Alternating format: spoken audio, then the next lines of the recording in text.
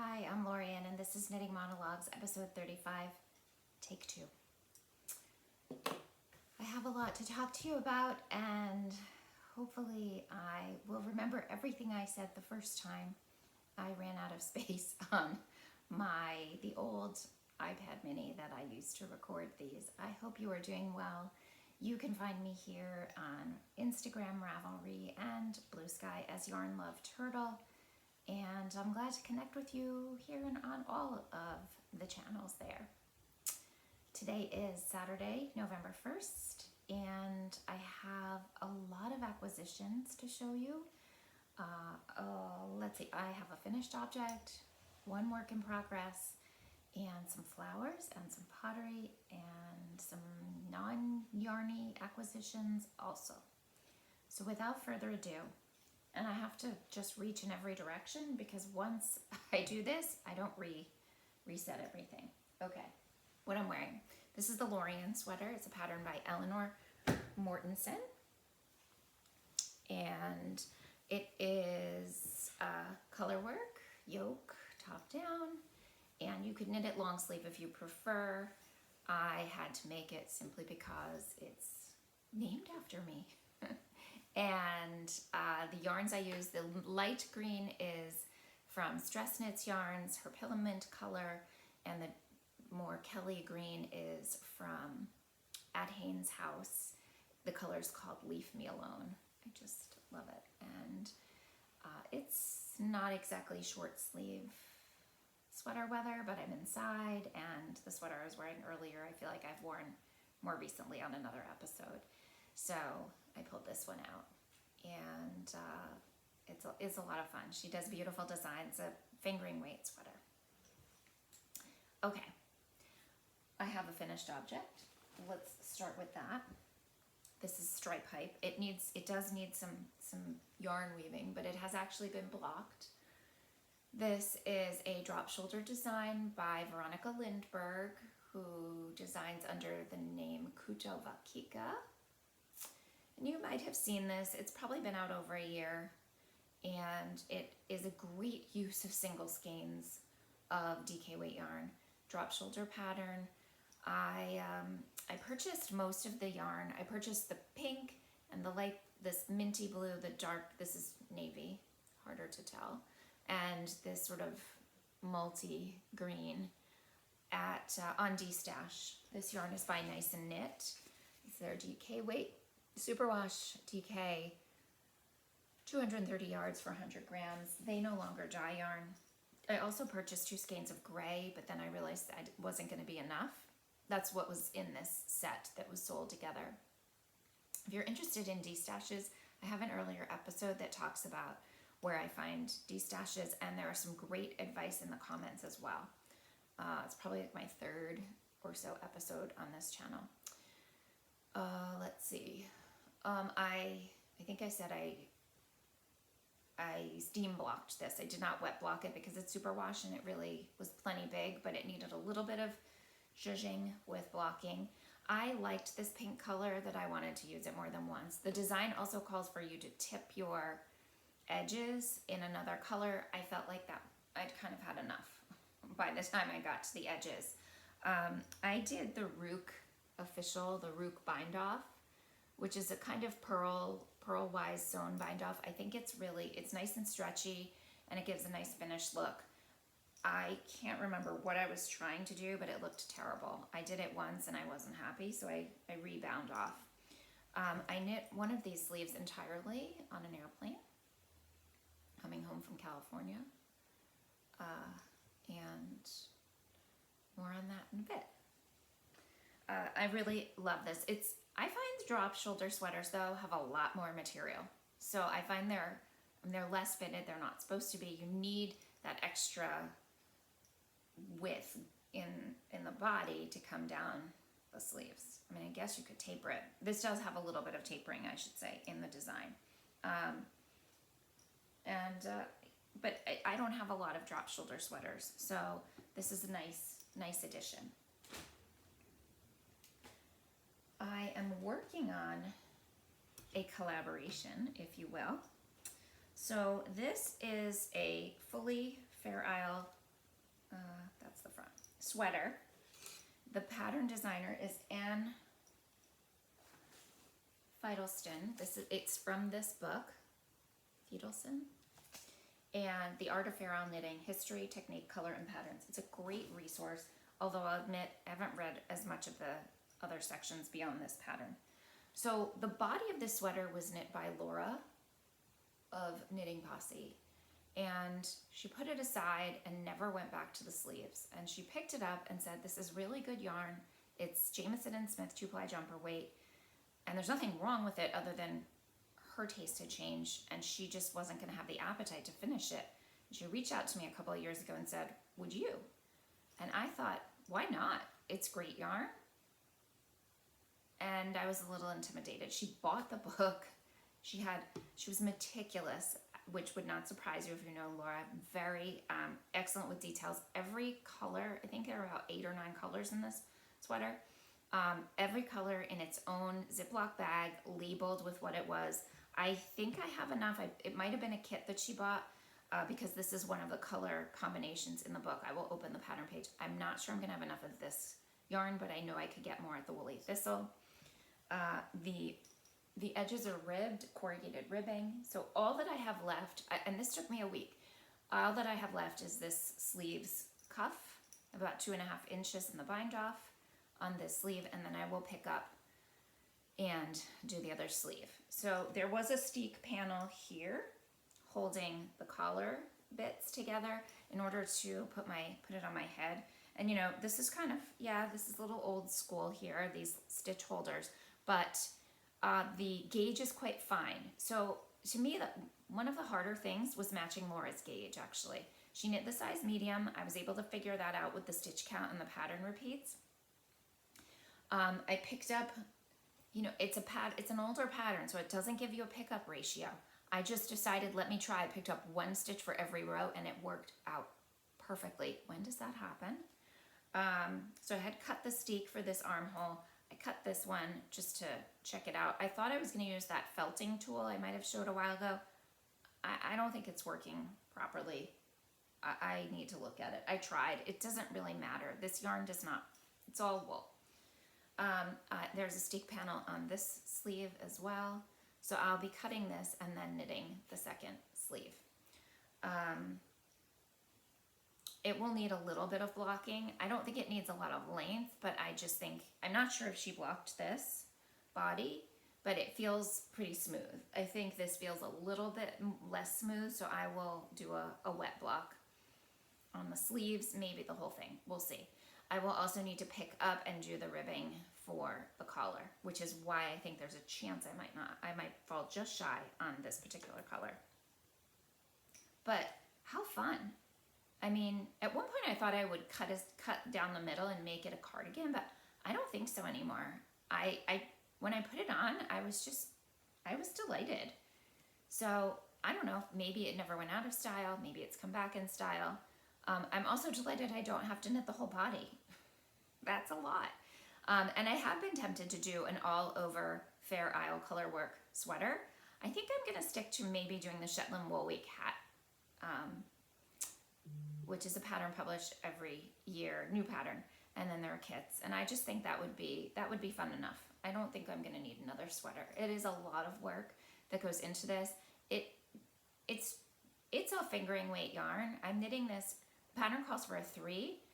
The hardest part was matching her Laura's gauge, and for me, I thought I didn't even measure. It just looked better on a 2.5. So I knit this on a 2.5.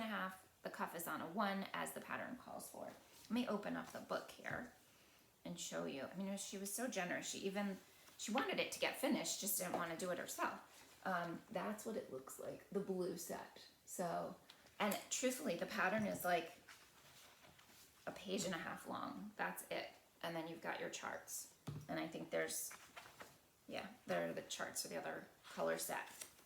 But this is apparently one of the Fair Isle, amazing resource for Fair Isle. I saw Emma Barnaby of Tiny Desk Knitting with Emma. She has a YouTube channel here, absolutely worth checking out. She was talking about this book, and I think Miriam of Knitting knitting like a caveman or a cavewoman. I cannot remember. It escapes me. If you're not following her, she's a hoot.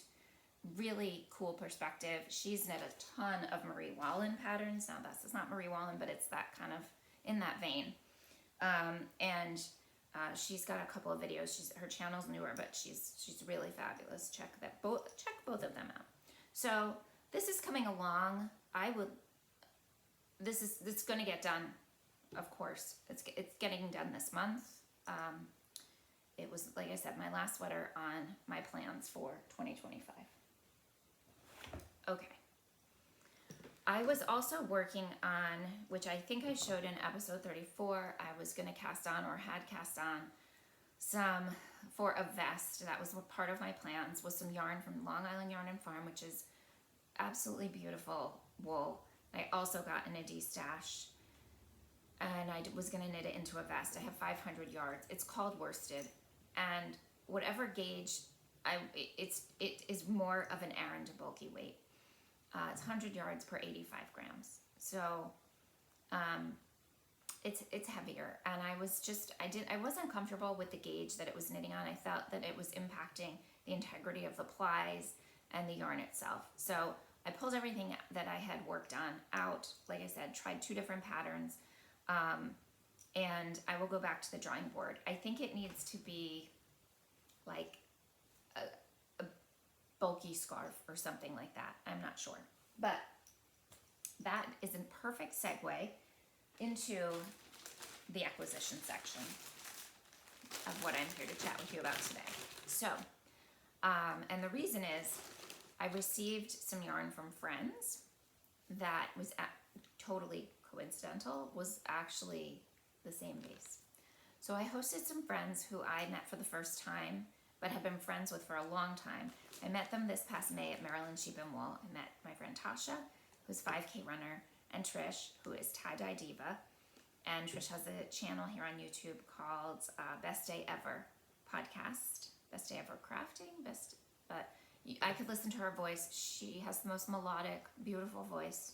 I tell her she should like voice over audiobooks and stuff like that. Anyway, they came from Maryland, drove up for New York Sheep and Wool, stayed with me for 2 nights, and they brought gifts like you'd never seen. So the first ones I'm going to show you are some yarn from Trisha's stash that she decided to give me as a gift. So coincidentally, again, this is Long Island Yarn and Farm yarn. Here is the tag. It is the exact same base, but a different color. This is the Kristy glass color, and it feels just the same. It is so silky. It's 70% alpaca, 30% merino. I feel like this needs to be like a scarf or a hat, and same with the other. They don't really work together. This is kind of warm, and I don't know. They don't work together, but they are the same base. So it's just, this is very, very special yarn. Trish also gave me 2 skeins from her stash of Plucky. Now these are my first Plucky ever. It's a sport weight base. It's called Nifty, and the color is called One Hit Wonder. I don't, again, know that much about Plucky. The base is merino cashmere nettle, 60, 30, 10. So 30% cashmere. You've got a lot of cashmere in this yarn. And red is one of my favorites. So that was really, really special. Now, in addition to yarn, they brought me all kinds of other goodies, so I thought I would show them. Turtle related. So let me start with the bag. This turned into one of the bags we used at Rhinebeck. It carried our lunches. Again, because of my love for turtles. Yarn love turtles. This is a sea turtle. A t-shirt. Turtly awesome. Very cute. Okay. A little tag, a travel turtle that you just hook on to something. Again, beautiful red. A bag, a keychain, or a bag pull, I guess. With these cool colors. And 3 more turtle things that I have here in front of me. This sweet little dish that has a turtle in it, a ceramic dish, like an ocean's dish. And a notebook. and a mug with my name on it, Lorien. How cute is that? So cute. Thank you. Thank you, friends. So it was lovely. And what I really appreciated about them was Trish had been to New York Sheep and Wool before. Tasha had never been. And when I was really trying to make sure they got what they wanted out of the weekend, they said, we need downtime. We want to sit at your house and knit together. And they watched football with me, and we caught up on, we did a little share out of all of our hauls. When we went to the event, my friend Michelle, my local knitting friend Michelle, also joined us. And once we got into the venue, we went to a couple booths together, and then we split up. There's just so much to pack in, and everybody kind of wanted to make sure they saw or did or got what they wanted. I had a couple of crochet chickens to deliver to some friends, so I needed to make sure that I got to those booths. So we ended up splitting up. I'm not a great shopper in a group ever. I'm a better solo shopper, or maybe like one other friend. Michelle and I have been to events together, and so that we could pace and help each other well. And it's hard to move through some of these spaces at New York Sheep and Wool in a larger group, because there are sections where there are more people than space. So I want to show you the things I acquired that I purchased. So for the and I don't think I went overboard, but you're going to see a color theme here. Color story. Okay. I've never knit with Sawkill Farm. They are a small farm in the Hudson Valley where Rhinebeck is held. And this is the fingering weight yarn. It is 400 yards, 40% their wool, and 60% from domestic merino. So it's a blend. It's Clyde, I think. Let me see, I think.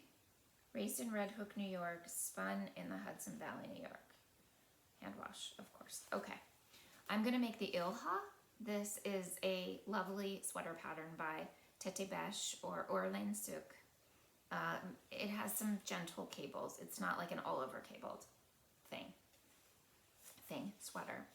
And I've always wanted to, can't remember if I've knit anything from this designer before, but I have really liked her aesthetic and wanted to knit something. So I did go intending to make this purchase. I'm having a gray moment. I feel like I'm just sort of embracing the hair color. So I'm thinking, I feel like I look good in gray right now. So you're gonna see a lot of grays. Not that I needed more, but that's what you're gonna see.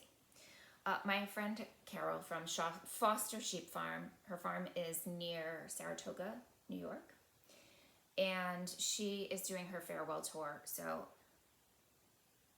I purchased these two skeins at Rhinebeck. I did not know New York Sheep and Wool. I did not know what I was going to make with them. They are on her Concordia base, which is 50% her Romney and 50% Falkland wool, 263 yards per skein. The light one is dyed in color oak, it's called, and the other one, it just says 2025. I'm guessing it's a natural color. More on this because I didn't know what I was going to do with it. Now I know. Okay. I have mentioned this. Oh, I wanted to show you, this is the brochure. They do a really nice brochure. All the vendors are listed. There's a map in here. There's articles. There are advertisements. It's a lovely, lovely brochure. If you go both days, you better get it the first day. This year, I believe they ran out. I also purchased, I love to get a souvenir, and this is one of my favorite makers. This is WeeOnes. They make notion stitch markers. It's a mother-daughter booth. The mom makes bags. I don't think she even has a website though. This was the Rhinebeck stitch marker for this year. It was a sheep holding an apple. I purchased one for me, and the rest of my group I gave each of them a gift of the same, on just the simple ring. Okay. We met up for lunch with Beth McDonald-Stone, my friend, who's a famous knitwear designer. I finally met her friend Priscilla, who she speaks about often, and we had an early lunch, which is a great plan. We were able to get to a picnic table. Oh, it was super easy, and Breakfast was kind of light, so I was pretty hungry on the earlier 11:30ish side of things. And then we split up again. Trish and Tasha, I think, went to some of the meetups. Michelle and I kind of stayed in the barns. So I have purchased yarn multiple times from this vendor. I'm going to show you why.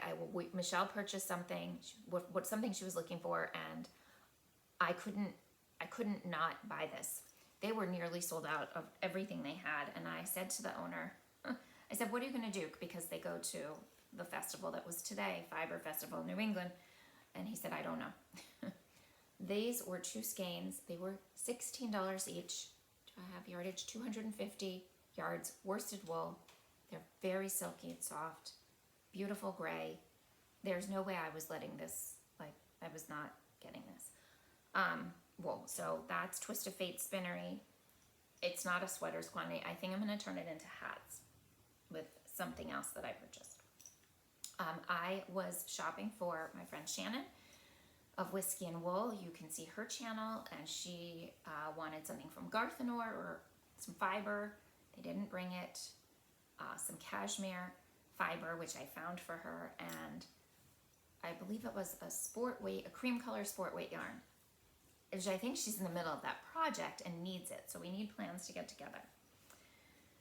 So I ended up, I took pictures and put-ups, and we were going back and forth. And then I went back to Boondoggle Farms, which is a farm I've knit with their yarn. I think it was through the Green Mountain Yarn Club, which was put out by Norwich Knits. I don't know if they still do it. I had a 6-month subscription, and I got to learn about some great Vermont fiber, yarn farms.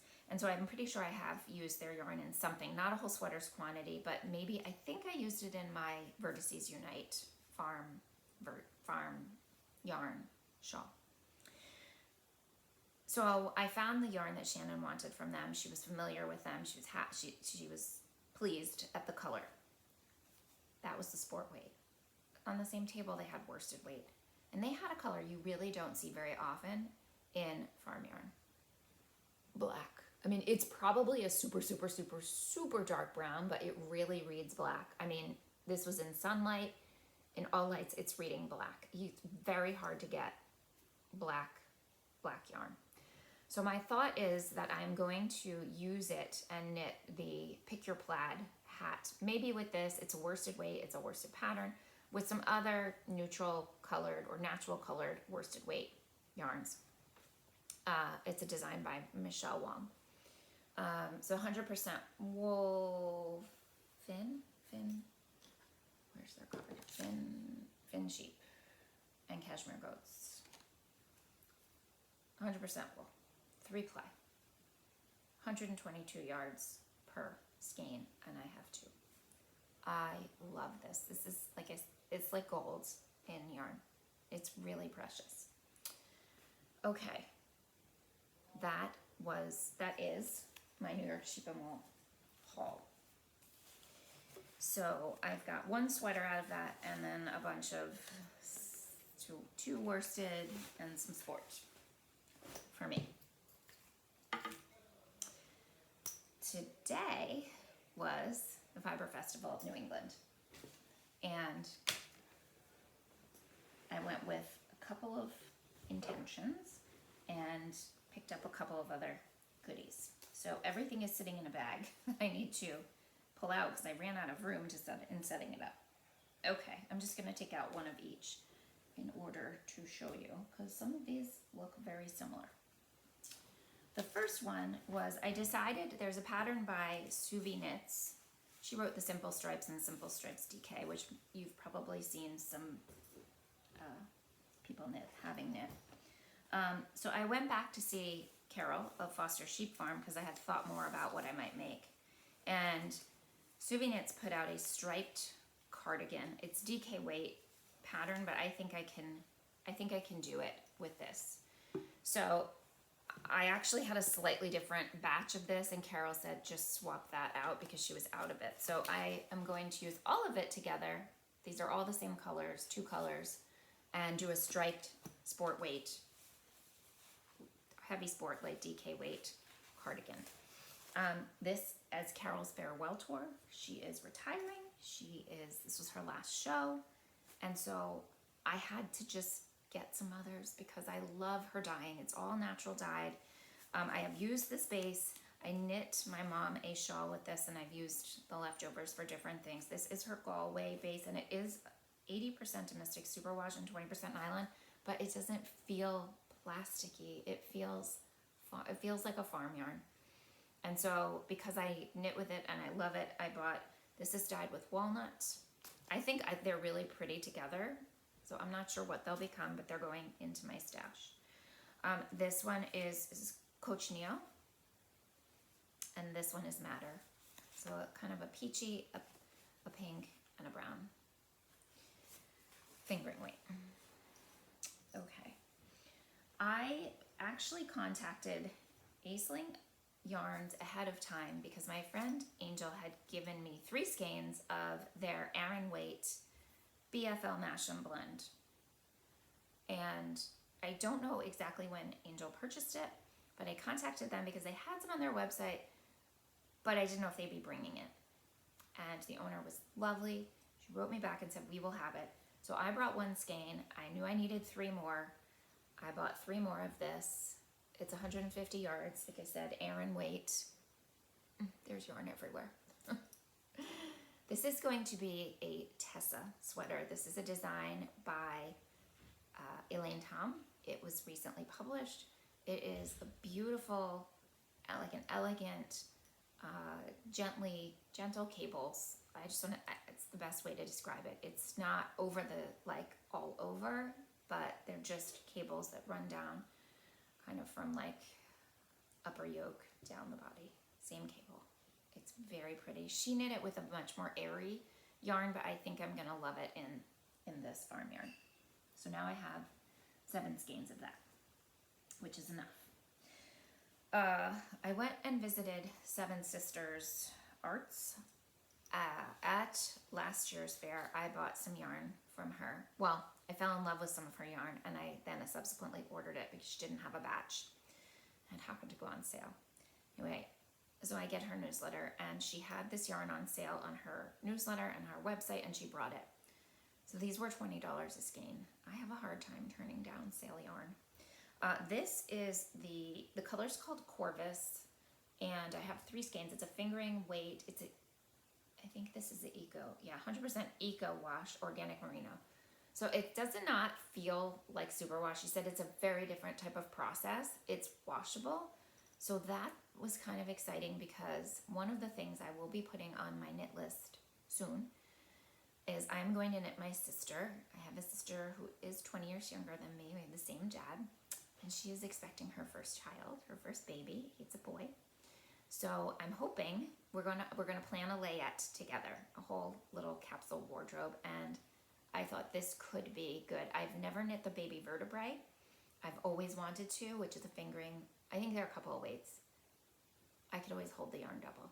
Anyway, I have 3 skeins of this. The put up is 420 yards. I have plenty of it. Todd, my husband, also wanted navy yarn for a vest. So at the time, I thought, all right, I'm gonna grab this. I really don't plan to use it for him though. Okay, I did take a lot of pictures and send a lot of ideas to him. And this was a yarn, a farm, or dyer. I think they're a dyer. Yeah. I was really intrigued by hand dyed in Champlain Valley of Vermont. And they are called Quill and Quiver Fiber.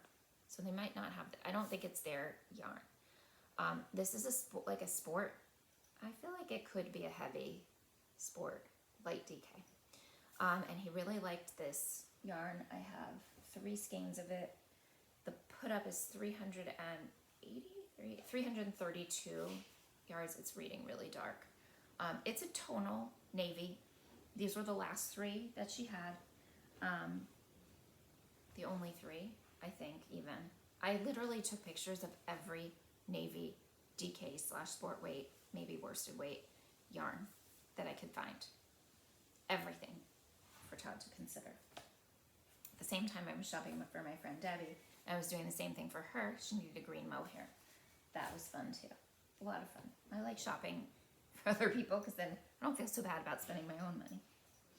Okay, and last fiber purchase was from, oh, what did I do with the card? Maybe I don't have it here. Oh, here it is, Spinaway Farm. Now this was new to me.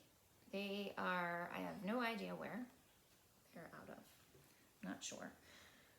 But he was selling yarn for dyeing in this kind of bright white, but it's a beautiful blend, ready to dye sock yarn, 60, 30, 10, merino, nylon, Angora. So it has Angora in it, which makes it extra soft.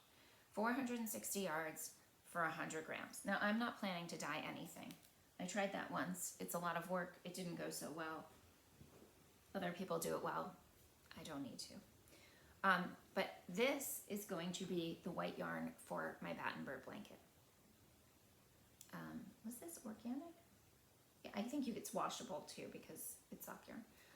So it was $12 a skein. Again, like I need to knit a whole mess of white square, or crochet a whole mess of white squares. So this was just kind of something I stumbled on, and wow, how could I not? Okay. The last thing that I purchased was, I saw these, I need a project bag, like I need a hole in the head, but I couldn't pass these up. These are by Emma Ball. The pattern or the bag, I have no idea. That I bought it at, I don't even know their name because I didn't get their tag and they were talking to other people. They just sort of checked out. How cute is this? And the yarn, the pattern inside. So I bought one drawstring and one zipper. They're similar design, not exactly the same. And this is a gift for one of my friends. If she sees this, she's gonna know it's for her. And I haven't decided. I think she's getting the zipper one because it's cute. So, bags. And that was the Fiber Festival of New England. I'm rocking and rolling here. I have two other things, well, knitting related to show you. So the high school where I work has a knit and crochet club, and for Halloween they did boo bags, which usually have candy in them. One of the other clubs partnered with the crochet club and they did these bags, and I made a purchase, and they were the knit and crochet club was offering enhancements to the candy. And these kids they do a lot of crochet. They don't do so much knit. They did a little bats and a heart on a keychain and a pumpkin on a keychain. And I got those yesterday. I didn't want anything else I didn't want the candy, so I just paid for that stuff. And they also gave me a white peach oolong candle. So it was really, really sweet. It came with a cute note. And in this bag, you've been booed. So super cute. Love that. All right. I'm going to talk a little bit about this and talk a little bit about life stuff, and I still have pottery and flowers to show you. I have a lot just sitting in front of me. Let me clear the space. The reality is all of this will get knit. Some at some point when I figure it out, but most of it has a purpose. And winter is coming, as they say. Okay, that's some space. So I have been making these granny square chickens since maybe, I don't know, August or July, since the summer, I think. And they've been gifts for friends, fiber friends and non-fiber friends. And this blue yarn was stay stashed. My friend Angel didn't need it. It is Pearl Soho's linen quill worsted. And I think it's called Royal Blue. And when I saw this color, my son had just gotten a job offer. And the logo of the company is this color. So I knew I was going to be making him a chicken out of it. And I was waiting until his clearance. So he is going to be working for Boeing, which is an aircraft company, a large company, have over 175,000 employees. They have commercial airlines mostly division. They're mostly in the west coast of the US, predominantly in Washington State, also in Oregon, and then in California and Missouri. And he's going to be working in their defense division. He is an engineer, and it's his first job out of college. And he's going to be moving to California. I am very proud of him and very excited for him to follow his dreams. At the same time, I am surrounded by all kinds of furniture and housewares. In addition to the yarn that's here, what you can't see is like my old couch is sitting in front of me. His offer included a full relocation package, and his car is being shipped, and he will be setting up his life really far away. So he and I traveled to California to do a preview trip so he could try to figure out where to live, where to get his first apartment. It's all great. This is a guy who was on a meal plan until 5 months ago. So, and I'm excited for him. And my heart's still breaking because it's far. So I know that's what parents do. We put all of our energy into raising these humans who are then supposed to go out into the world and fly away. But I wanted him to have a chicken. So, and everybody who gets a chicken has to name their chicken. This is Bo. I named his chicken Bo, B-O-E, for the company. And he will take Bo with him. He is leaving a week from tomorrow. And I will be falling apart then, but he's not the best with text and calling. Maybe that will change. I hope he's happy. I know he's gonna love his job, and I feel good about having seen where he's gonna be. And for Christmas, we will go visit my daughter, my husband, and I are going out to California also. So there are worse places to be and to live. So this is Bo. This is Andrew's chicken. Granny square chicken, patterned by Sweet Softies. You can do it in any weight yarn. I upped my crochet hook. It's a little colorful inside because I use all my ends when I weave in ends as part of the stuffing. Just a great use of them. Okay, if you were only here for the yarn and fiber, that little bit of personal update. Back to Bo. I wasn't gonna make this until his security clearance came in, and then 5 weeks ago it came in. We'd actually scheduled our trip to California based on when I had a long weekend from school, and right before that is when the clearance came. So everything needed to be activated, the relocation package, and so his interim clearance came through. And that's why we were able to, without much notice, work with a real estate agent who showed us around and made sure we lived in good neighborhoods and that kind of thing. So, okay, flowers. I'm going to jump into flowers, and then I will show you some pottery that is in progress, not finished this time. So I was introduced to, last year only, to Dahlias by my friend Granville, who's a knitting friend, someone I've never met in real life. One day in the mail, he sent me tubers, which are kind of like bulbs, but a little different. And they grow dahlias into dahlias. Some of them. I mean, they probably grow into other flowers too. I then learned from my friend Jenny of Renninger Wool Co. even more about dahlias. So I grew some yellow ones 2 summers ago. And then this summer, these were from a tuber Jenny sent me. And then I ordered more from the company. These are the Thomas Edison variety. These are dinner plate dahlias. So they're also, the stems are short in part because I really should be cutting them before they are so big and fall over. The yellow ones are enormous. Far and away the biggest. And like as big as my head. If you watch my Instagram account, I've posted some pictures and I put it right next to my head for reference. These are another variety. It was part of a mystery pack from the same farm.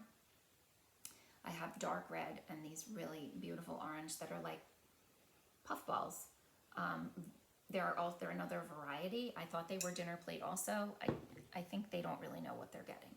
But they all have brought me so much joy. They're really fun. I end up bringing them into work because otherwise they're just going to sit at my house and I won't be there to enjoy them. So they've been really fun. They do require more work, and when you harvest them at the end of the season, you need to try to preserve the tuber for the next season, which involves sort of cleaning and cutting and then sort of putting in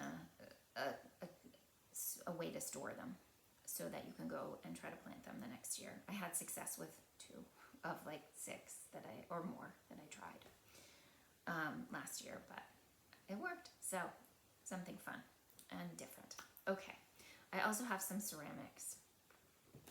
So I have been throwing this season. I have been throwing some larger bowls. These have not been fired. These are still at the bisque state. So my teacher has really challenged me, and they're home with me because I need to sand them down, which I will do tomorrow.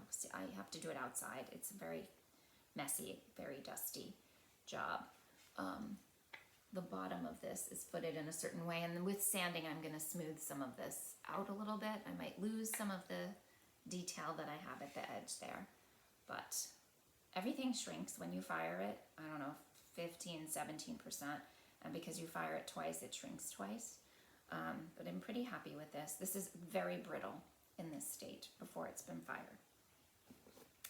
So I have to be very careful. I have broken bowls of this size more than once because of how brittle it is. I've also done, these just are pieces of slab that I took some cookie cutters that we have. I need to just file them down. I have something like this on my desk at school, and so a coworker asked for a similar one in a different color, so I made 2 just in case, and might be gifts. And then I made a third with some smaller hearts. So there's that. They all need a gentle sanding, probably. I don't remember why I threw this. I think I was just trying to make a smaller bowl, or I was just using some reclaimed clay.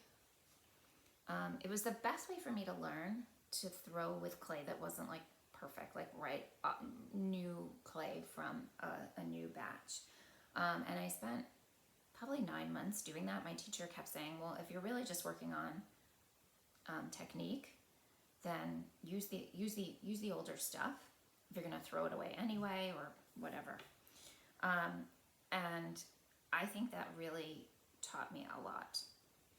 So I'm pretty sure I actually took some reclaimed clay and did this.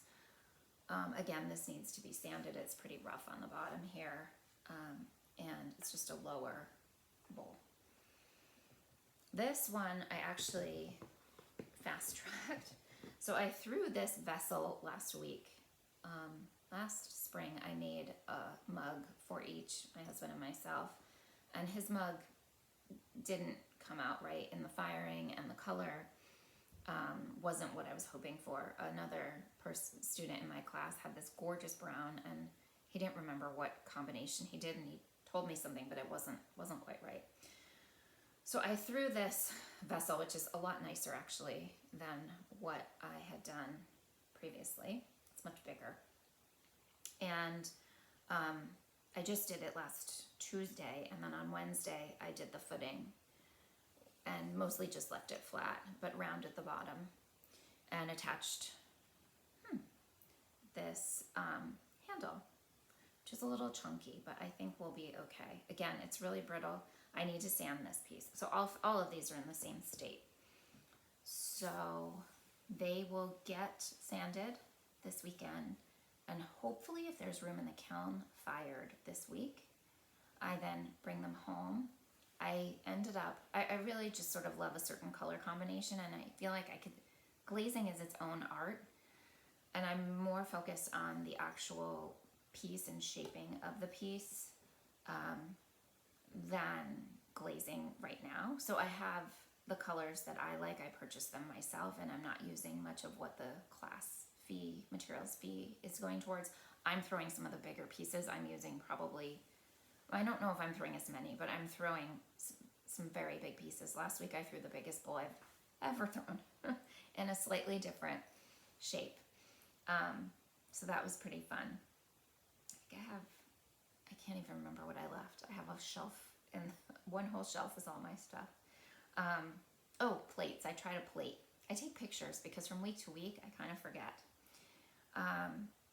So these will get bisque fired next week, hopefully, and then I'll bring them home, glaze them, or I might just glaze them. I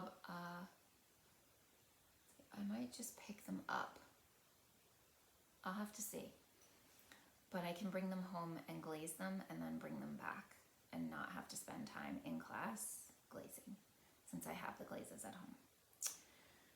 So I'm having fun with that. I have 6 more weeks of class. It takes us to the end of the year, and that's been fun.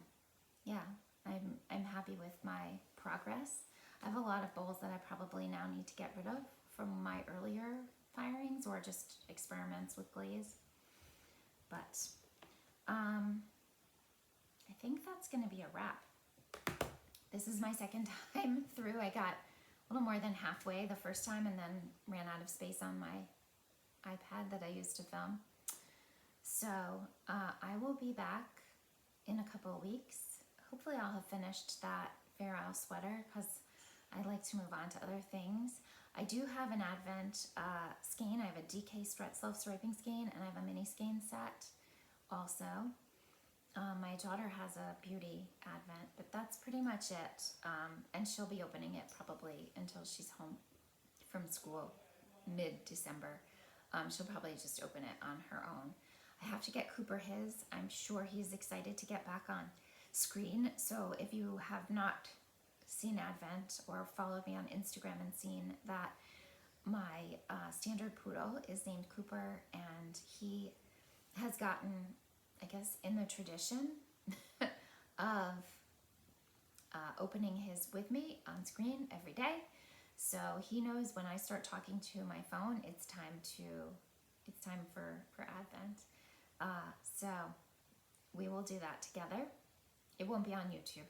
It will only be on Instagram. And I'm just gonna try to keep it together. I'm looking at all this stuff. I am really excited for my son. I know he's ready for this. I just don't feel like I don't know if I pictured him being this far away, is the thing. Of course, it's a crazy time in the world, in our country, and the job market is not great.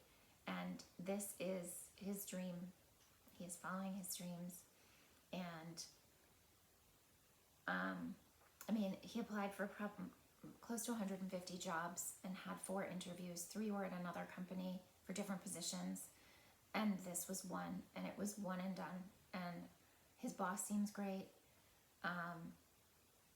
He's really well prepared and qualified, I think, for a recent university student graduate for this work, because he did exactly this for a different company, but it was 20 minutes from home.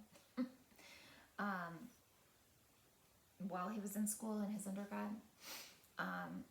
But most of aerospace is not in Connecticut. It's in other places. So I'm excited for him because I think he's going to love his job. He'll be working out of Edwards Air Force Base, which is north of Los Angeles in the desert. And if anybody has any recommendations or is from there, I would love to know. I get breaks during the year, and while I know I can't just show up. He probably won't even want me around once we go. He gets a week off at Christmas, which is awesome.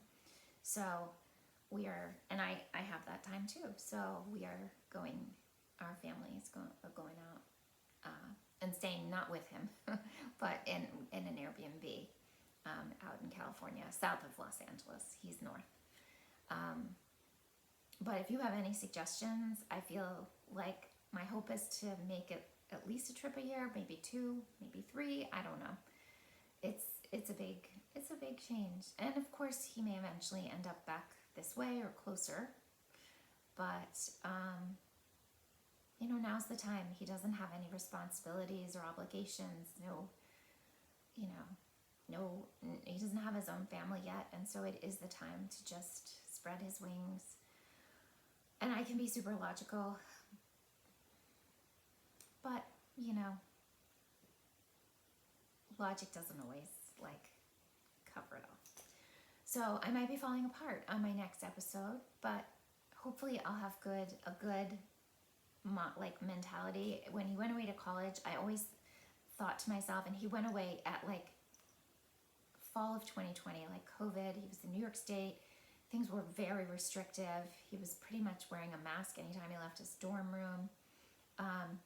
Most of his classes were online, and I just kept saying, if he's okay, I'm okay. And I just need to kind of get into that mindset again. And I know it'll be good. It'll be great. So, all right, that's enough personal stuff for now. I hope you enjoyed this episode. If you are not yet subscribing and you're still listening to this video 50 minutes in, please consider being a subscriber. It helps YouTube show this channel to other people like you and I who are interested in this type of content. For now, take care.